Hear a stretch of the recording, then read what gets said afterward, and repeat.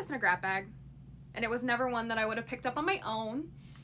But oh boy, am I so glad that I got this book. I did not know anything about this going in. And I'm so glad, because I think going in blind made this book 10 million times better. I have never laughed so frequently as I have reading a book as I have with this one. This made me laugh out loud multiple times. Like, it is so funny. There are so many like pop culture references, Shakespeare jokes, just other jokes, like horse jokes. If you read it, you'll get it. But in a way that like actually made me feel like I was like chatting with my friends while reading this. And so it was just like such a fun time. And it seems weird to say that this historical fantasy novel was a fun time, but let me tell you, it really was. It takes the story of Lady Jane Grey, the 9 Days Queen, if you have ever heard of her. She is who took over. She was the direct successor after Edward, who is the son of King Henry VIII, passes.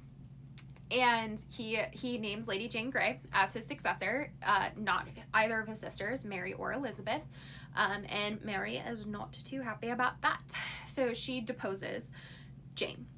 And this all happens in real life in a matter of 9 days, as her title, 9 Days Queen, suggests. And so this book takes that real life reality and kind of flips it on its head. It adds a fantastical element of some humans who are able to transition into animals, and kind of adds that fantastical element to it.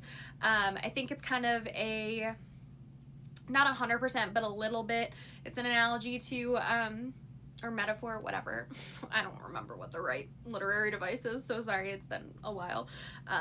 But it kind of is supposed to reference Catholicism versus Protestantism a little bit, because Mary is personally very much against these people who can turn into animals, whereas like Elizabeth and Edward and Jane are more tolerant towards it. So I think it's supposed to be like Protestants are the people who can turn into animals and Catholics are not.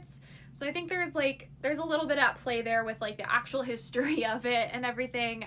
But this book just does a really good job of taking like a very serious topic in history that a lot of people are very interested in, and kind of flipping it on its head and making it funny, entertaining, and kind of changing the narrative a bit. It's very similar. If you like Six the Musical, I think you'd love this book.